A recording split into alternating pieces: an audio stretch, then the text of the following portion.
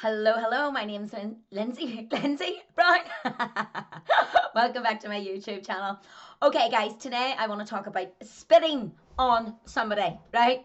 And the reason I'm talking about it is because I've done it. Okay, I've done it. It is one of the most disgusting things you can do on somebody. I know a lot of the guys on here follows Freedom Dad. Guys, somebody spat on Freedom Dad when he was down doing some citizen journalism. He's got it on camera. It's absolutely disgusting. And so I wanted to touch a little bit on it today. So, like I said, hands up, I've spat on one of my exes before, right? Now, I want to go into a bit more detail about that. I was an addict at the time, okay? Absolute addict. I was a hurt, angry, wee girl. I was in my 20s. I had been treated badly by men for a long time by this stage. I was putting every single drug that I could possibly find into my body.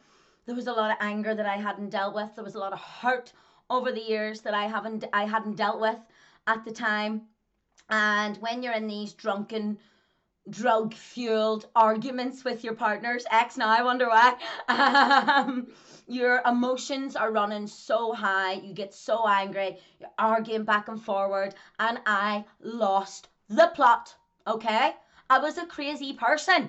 I was a crazy person, and I spat on my ex, and he walked away at the time, right? Because he was just so disgusted, and rightly so. He's disgusted at me, and I was disgusted myself. Now, it's funny, there's a lot of, I was an addict for 18 plus years, a lot of stuff I don't remember along the way because, like I say, when you're drunk and wiped out all the time, you don't. But the reason you remember certain things is because it had an emotional impact on you. And I remember that because I obviously remember, even though I was so fueled with drugs and alcohol all the time, I still remember that having an impact on me because I was so disgusted with myself. I was disgusted at myself more for doing that than I was for taking drugs because it is the lowest of the low. Okay? So the reason why I want to relate it to what happened to Freedom Dad is because you think about the person that I was when I was capable of doing that, right? I was angry, I was hurt, I was insecure, I was blaming the world on everything, and it was I wasn't in a great place at all, at all.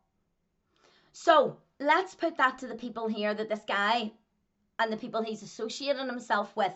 I'm thinking, well, what is that saying about these people? Now, I'm not saying they're all spitting in people's faces. I don't mean that. But to do something like that, you need to be in a bad way. You don't just randomly go out and do that. I was an emotional wreck. I was an emotional fucking crazy person, right? I was.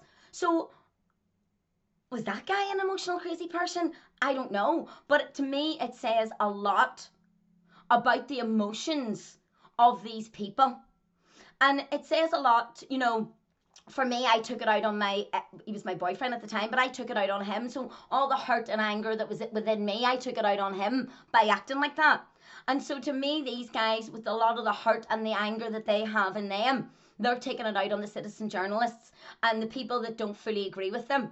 So instead of, and you notice this by them not even being able to talk to the citizen journalists or answering questions, we are getting emotionally attached or emotionally really angry at them whenever they're not the ones that they're fighting against. Just the same way as it was my demons that I needed to fight against, not my boyfriend at the time, right? I was taking it out on him. So, well, that even leads on to more concern because the people that are standing at these, what do I want to call them? What protests are they? What are they called? Pro-Palestine ones. That's the only words I have for them. But it just shows that the anger that some of these guys have within them. And a lot of these people are university educated. A lot of these people are in maybe jobs that are making decisions. They run the charities, they run the unions, they run all this. Again, I'm not saying all of them are spitting, but for somebody to go that far, there has to be some sort of anger, or it has to be anger. It has to be some sort of emotion in there to make you do something like that, to make you spit on somebody. You can't control yourself and you lash out like that. So these are the type of people that they're all running about with, and they're all struggling to contain their emotions. But also these are the people that are working in our NHSs, that are maybe working as our politicians, that are maybe working within the government bodies or the union bodies that are making decisions, right? So it really concerns me that people that cannot control their own emotions, that have that much anger in them, that this particular one spat out at somebody, then these are the people that are making decisions for our country. And that is really concerning. And I believe we should all be really concerned about that. That is the caliber of people that are decision making in our country. Because let's face it, these people that are out doing that, they're being told what to do by the unions and the governments, right? They're all, a lot of them are brainwashed. And they're brainwashed that much that they've got this much emotion in them that they don't know how to control anymore. And they're lashing out. And a lot of them lash out with their hands or by trying to blockade the citizen journalist. This guy particularly spat. But I believe it's very concerning